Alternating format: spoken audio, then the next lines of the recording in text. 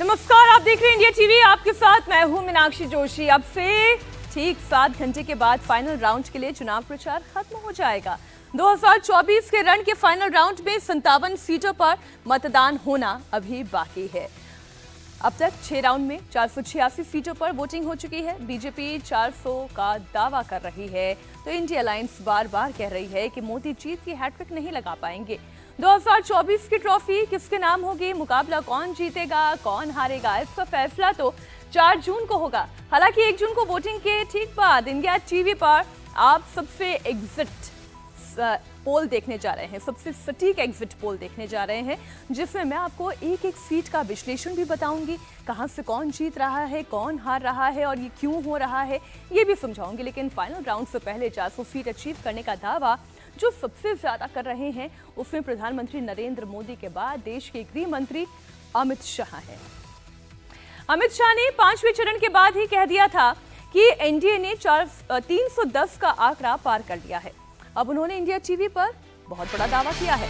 उत्तर प्रदेश में 80 सीटें जीतने का दावा करने वाली बीजेपी के चाणक्य कह रहे हैं, उत्तर प्रदेश में बीजेपी 70 से ज्यादा सीटें जीत रही है। अमित शाह का कहना है कि बीजेपी का परफॉर्मेंस पिछली बार से बेहतर होगा। पहले उत्तर प्रदेश की स्थिति में आपको बता दूं, उत्तर प्रदेश की 80 सीटें और कहा यह जाता है कि दिल्ली तक पहुंचने का रास्ता उत्तर प्रदेश से होकर निकलता है। उत्तर प्रदेश इसलिए क्योंकि 80 लोकसभा सीटें, सबसे ज्यादा लोकसभा सीटों वाला राज्य है उत्तर प्रदेश। यहां से 80 सांसद चुनकर लोकसभा पहुंचते हैं। 2019 का नतीजा इस वक्त आपके सामने। एनडीए के अगर स्कोर कार्ड की बात करें 64 सीटें, तो वहीं इंडिया अलायंस की अगर बात करें तो 6 सीटें, अन्य के पास 10 सीटें। यानी अगर बीजेपी के स्ट्राइक रेट की बात की जाए तो ये स्ट्राइक रेट 80% का रहता है। और अब भारतीय जनता पार्टी जो पिछली बार 64 सीटों पर जीत दर्ज कर पाई थी, इस बार अमित शाह ये दावा कर रहे हैं कि 70 से ज्यादा सीटें जीतेंगे। इस बार उत्तर प्रदेश क्या कह रहा है? हम हमारी सीटों में बढ़ोतरी करेंगे और देश के बहुत बड़े हिस्से में मैं नरेंद्र मोदी की आंधी देख रहा हूं। आज चुनाव प्रचार का एक तरीके से अंतिम दिन है, इसलिए मैं आपकी चैनल के सामने कह रहा हूं, एक बहुत बड़ा आंधी है और 4 तारीख को सबको सरप्राइज होगा। सर, वैसे तो पूरे देश के कई राज्यों के आपके आकलन एकदम से सटीक होते हमने देखे हैं। उत्तर प्रदेश के संदर्भ में विशेष बात करें कि 2014 में जब पार्टी को शानदार चमत्कारिक सफलता हासिल हुई, 19 में हुई, इस बार नंबर्स के अगर लिहाज से देखें तो क्या लगता है कि वो दोनों आंकड़े टूट सकते हैं? इस बार 2014 वाला टूट सकता है? टूट सकता है, हम 70 के ऊपर निश्चित जाएंगे, रिकॉर्ड भी टूट सकता है। रिकॉर्ड भी टूट सकता है, ये होम मिनिस्टर अमित शाह के शब्द हैं। अमित शाह उत्तर प्रदेश को लेकर आखिर इतने कॉन्फिडेंट क्यों हैं, ये सवाल तो आपके भी मन में आ रहा होगा। अमित शाह को आखिर ऐसा क्यों लग रहा है कि भारतीय जनता पार्टी इस बार 80 में से 70 सीटें इससे ज्यादा जीतने जा रही है? इससे लेकर अमित शाह ने इंडिया टीवी से क्या कहा वो भी आपको बताते हैं। बीजेपी के लिए उत्तर प्रदेश में दरअसल 3 फैक्टर काम कर रहे हैं। सबसे बड़ा फैक्टर तो ये है कि उत्तर प्रदेश में डबल इंजन की सरकार है और इस सरकार की वजह से विकास की रफ्तार है। वंचित यूपी में दुगनी रफ्तार से विकास की राह पकड़ रहे हैं। दूसरी बड़ी वजह जो अमित शाह ने इस इंटरव्यू के दौरान रखी कि मोदी की गरीब कल्याण योजना का लाभ सीधा सीधा जनता को मिल रहा है, जिससे गरीब तबके के हाथ मजबूत हो रहे हैं, वो सशक्त बन रहे हैं। तीसरी वजह योगी सरकार में बेहतर लॉ एंड ऑर्डर है और उत्तर प्रदेश के जितने जिलों में आप जाइएगा, तकरीबन 15 जिलों में तो मैं भी ट्रैवल करके आई, वहां पे अगर आप किसी भी व्यक्ति से पूछिएगा तो योगी और मोदी की ये विकास वाली जोड़ी और उसके ऊपर सशक्त लॉ एंड ऑर्डर, ये लोगों के दिल में घर कर गया है। यूपी में सबसे बड़ा फैक्टर क्या लग रहा है सर? देखिए, 2 फैक्टर है। जब अखिलेश की सरकार थी तब वो केंद्र सरकार को कोऑपरेट नहीं करती थी, तो मोदी जी यूपी से ही सांसद बनकर प्रधानमंत्री बने, मगर ज्यादा यूपी को मदद नहीं कर सके। 17 में भारतीय जनता पार्टी ने योगी आदित्यनाथ जी को मुख्यमंत्री बनाया बहुमत प्राप्त होने के बाद।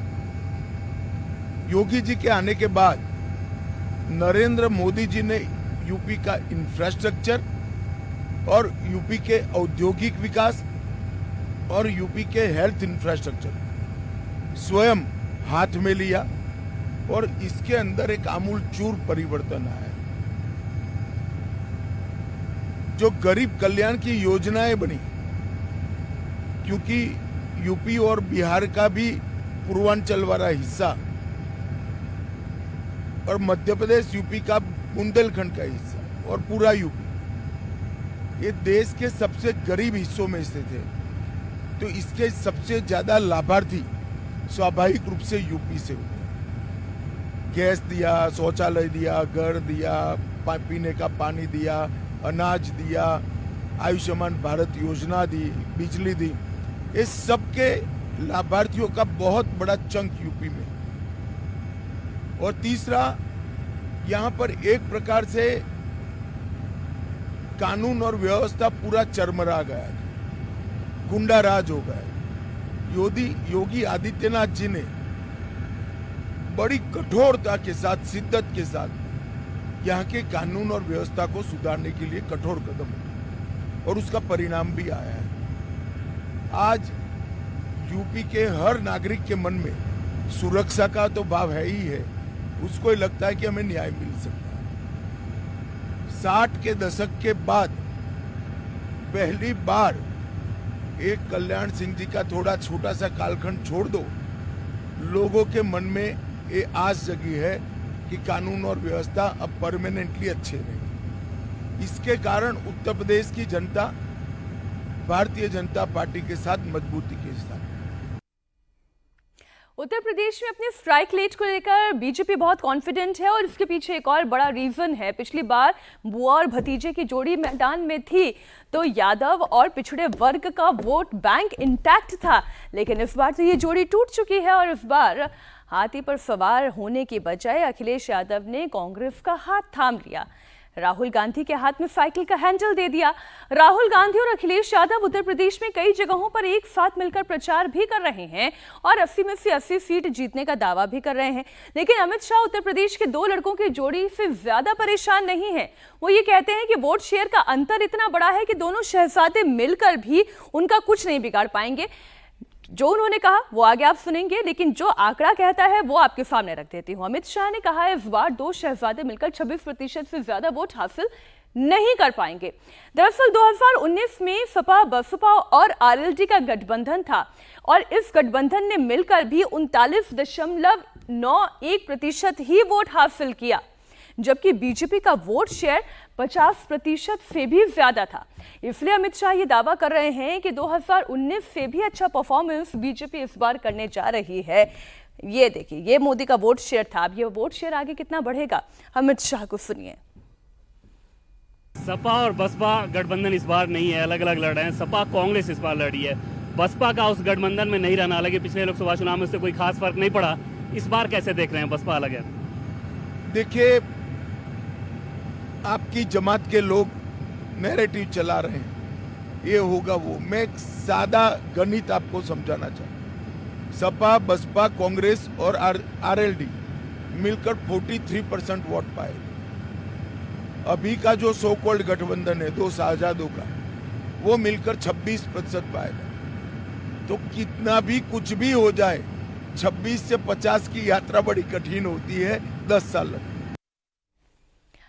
26 से 50 तक की यात्रा कठिन है क्योंकि लास्ट फेज में उत्तर प्रदेश की 13 सीटों पर मतदान है। 1 जून को वोटिंग है। इसमें सबसे ज्यादा हॉट सीट वाराणसी है। यहां से देश के प्रधानमंत्री नरेंद्र मोदी लगातार तीसरी बार बीजेपी के कैंडिडेट है। अमित शाह ने दावा किया कि मोदी इस बार काशी से रिकॉर्ड वोटों से जीत दर्ज करने जा रहे हैं। 2019 के आंकड़ों की बात करें तो मोदी की जीत का मार्जिन 4,79,505 रहा। वोट शेयर 60% से भी ज्यादा था। अब कांग्रेस के अजय राय जो इस बार भी मैदान में है, मोदी के सामने है। चुनौती हालांकि वो कितनी दे पाएंगे तो वक्त बताएगा। उन्हें सिर्फ 1,52,548 वोट ही मिला था। अब आप सोचिए दोनों के बीच में डिफरेंस कितना, कहां 4 लाख और कहां 1 लाख, इतना बड़ा फर्क। और वो भी ऐसे में तब उस वक्त तो राम मंदिर नहीं बना था। इस बार तो राम मंदिर की प्राण प्रतिष्ठा भी हो चुकी है। बनारस बम बम भोले से लेकर राम राम कह रहा है। चलिए, सीटों के लिहाज से हम उत्तर प्रदेश की बात कर रहे हैं, लेकिन उत्तर प्रदेश के बाद जो बड़ा स्टेट है वो है महाराष्ट्र। महाराष्ट्र में लोकसभा की 48 सीटें हैं। पिछली बार एनडीए ने शानदार परफॉर्मेंस दिया था, लेकिन महाराष्ट्र में 2019 के बाद से पूरा सियासी गणित बदल चुका है। कभी एनडीए के साथ रहे उद्धव ठाकरे एनडीए अलायंस के मेंबर हो चुके हैं, एनसीपी 2 टुकड़ों में बढ़ चुकी है। ऐसे में माना यह जा रहा है कि महाराष्ट्र के नतीजे इस बार चौंका सकते हैं। 2019 में महाराष्ट्र में एनडीए की दमदार परफॉर्मेंस थी। स्ट्राइक रेट 85% का था। 48 में से 41 सीट एनडीए के सांसद जीतकर सदन में पहुंचे थे। इंडिया अलायंस को केवल 5 सीटें मिली थी। ये देखिए आंकड़ा आपके सामने, केवल 5 सीटें मिली थी। और इस बार इंडिया अलायंस बड़े बड़े दावे कर रही है, कह रही है कि बहुत सारे समूहों का ये दल एकजुट है। लेकिन अमित शाह को पूरा यकीन है कि विकसित भारत और महाराष्ट्र के विकास के लिए महाराष्ट्र में पिछली बार जैसे ही नतीजे आएंगे। बात बिहार की भी कर लें तो यहां 40 लोकसभा सीटों पर इस बार टफ फाइट है। एनडीए के सामने इस बार बिहार में राहुल और तेजस्वी की जोड़ी है। 2019 के बाद नीतीश के बार बार पाला बदलने से चुनाव थोड़ा टफ माना जा रहा है, लेकिन अमित शाह को यह यकीन है कि इस बार बिहार में भी पिछली बार जैसा ही परफॉर्मेंस होगा। एक बार 2019 के आंकड़े आपको दिखा देती हूं। 2019 के नतीजों की अगर बात करें तो पिछली बार एनडीए ने 40 में से 39 सीट जीतकर कमाल कर दिया था। एनडीए का स्ट्राइक रेट 98% रहा था।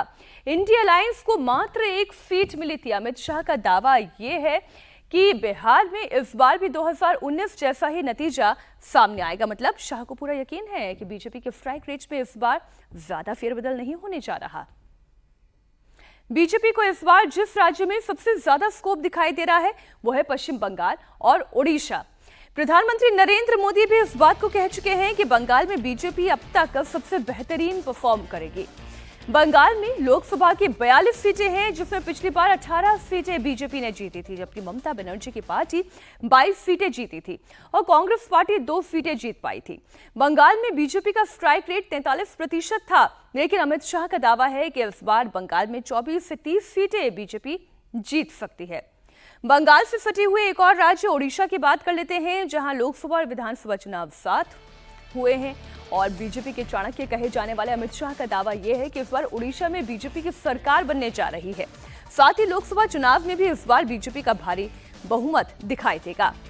ओडिशा में पिछली बार के आंकड़ों को जरा एक बार एलईडी पर डाल दे तो हम जरा दर्शकों को समझा दें। पिछली बार के आंकड़ों में मोदी का जो मैजिक था वो जबरदस्त था। ओडिशा में पिछली बार 21 में से 8 सीटें बीजेपी ने जीती, लेकिन इस बार 15 से 17 सीटें जीतने का दावा है। 2019 में बीजेपी का स्ट्राइक रेट 38% था और अगर 15 से 17 सीटें जीतने का दावा कर रहे हैं, यानी इन सीटों में और बढ़त होगी। क्या कहा अमित शाह ने, सुनाते हैं।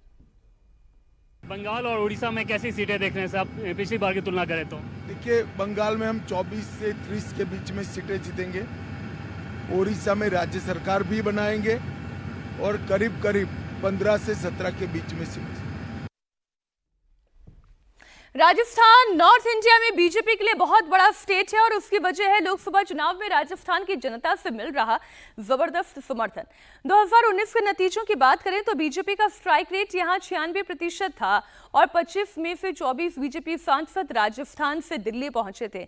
लेकिन इस बार राजस्थान को लेकर अमित शाह ने कहा कि बीजेपी को यहां नुकसान हो सकता है।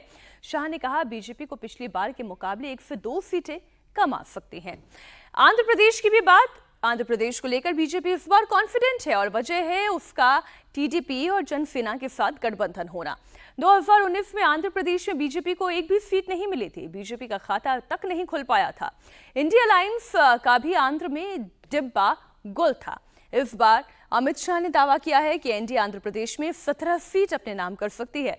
अगर ऐसा होता है तो पिछली बार 0% स्ट्राइक रेट वाली बीजेपी के लिए साउथ सबसे बड़ा बोनस साबित होगा। आंध्र प्रदेश से इस बार इंडिया को विशेष उम्मीद रहेगी सर? आंध्र प्रदेश हमारी सरकार बनेगी टीडीपी के साथ और 17 से ज्यादा सांसद हम चुनकर आए। साउथ की बात हो रही है, आंध्र प्रदेश की बात हुई, अगर उत्तर भारत में बात करें तो राजस्थान की बात हुई, लेकिन कर्नाटक से भी भारतीय जनता पार्टी को खूब उम्मीदें हैं। केरल की बात कर ले, केरल में किस तरीके से परफॉर्मेंस रहा है 2019 का। ये एक ऐसा राज्य जहां पर बीजेपी जीरो रही। यहां पर बीजेपी लेकिन कह रही है कि इस बार हम स्कोर करेंगे। इस बार बीजेपी का कमल केरल में भी खिलेगा। इंडिया अलायंस यहां पर मजबूत दिखाई देता है। पिछली बार 20 की 20 सीटें केरल की इंडिया अलायंस की झोली में रही। केरल वो राज्य जहां की वायनाड सीट से राहुल गांधी भी चुनाव लड़ चुके हैं, मतदान वहां हो चुका है। एक और राज्य तेलंगाना की बात कर लें, जिससे लेकर बीजेपी का कॉन्फिडेंस हाई है। अमित शाह ने तेलंगाना में 10 सीट जीतने का बड़ा दावा किया है। 2019 के नतीजों की बात करें तो बीजेपी ने यहां केवल 4 सीटें जीती थी। इंडिया अलायंस को 3 सीट मिली थी, जबकि अन्य के खाते में 5 सीट गई थी। बीजेपी ने पिछले 5 सालों में तेलंगाना में बहुत मेहनत की है। ग्राउंड लेवल पर बीजेपी वर्कर्स ने जनता से अपना कनेक्ट बढ़ाया है और इस बात के दम पर ही अमित शाह इस बार 4 से सीधे कम से कम 10 सीट जीतने का दावा कर रहे हैं। बात तमिलनाडु की भी, एक और राज्य जहां पर बीजेपी को उम्मीद है कि इस बार परफॉर्मेंस अच्छा होने जा रहा है। 2019 के नतीजे की बात करें तो ये ऐसा एक राज्य है जहां पर बीजेपी को कुछ हासिल नहीं हुआ था। 38 सीटों में से बीजेपी शून्य पर रह गई थी। इंडिया अलायंस ने 37 सीटें जीती थी, अन्य 1 सीट उनके खाते में। लेकिन तमिलनाडु में इस बार बहुत ही एग्रेसिव प्रचार हुआ है, पूरी ताकत झोंक दी गई है। अमित शाह दावा करते हैं इस बार तमिलनाडु में कमल खिलेगा। चलिए अब एक ऐसे राज्य की बात कर ले जहां से देश की सत्ता चलती है। जी हां, हम बात कर रहे हैं दिल्ली की, जहां पर बीजेपी ने 7 की 7 सीट पर अपना झंडा लहराया था। इंडिया अलायंस की बात करें, यहां पे नीलबट्टा सन्नाटा रही। अमित शाह एक बार फिर दावा कर रहे हैं 100% की स्ट्राइक रेट से सभी 7 की 7 सीटें दिल्ली की भी बीजेपी की झोली में जाने वाली है।